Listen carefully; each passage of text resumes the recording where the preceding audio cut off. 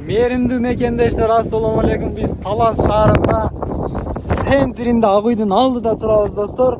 Мен ушул күнгө чейин Жети областта эң кичине област кайсы десе, бул Талас облусу экен, достор. Ушул күнгө чейин билбейт экенмин. 4 район бар экен. Талас району, Манас району, Чыңгыз Айтматов району, анан дагы бир район. Аны билсеңиздер комментарий жазып коюңуздар. Жана бул жерде дагы бир эстелик бар экен. Бул жака ГКМБ курулуптур, ГКМБ имараты. Бул жакта прокуратура курулуптур. Бул жактарда өтө сонун парктар ремонт болуп атыптыр.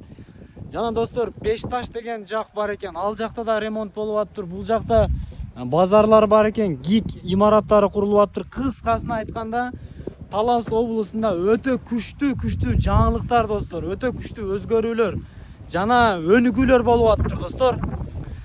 Таластан кимдер көрүп аткан болсо, бирден лайк жадырыңыздар, достор. Оштон, Жалал Абадтан көрүп атсаңыздар, кандай болуп атат видео караңыздарчы. Ким билди эле ушул убакка чейин Таласта 4 эле район бар экен, достор. Дагы Шекер деген айылда Чыңгыз Айтматовдун эмеси бар экен. Ошол жака дагы барып сиздерге чагылдырып бергенге аракет кылабыз. Биз менен бирге болуңуздар.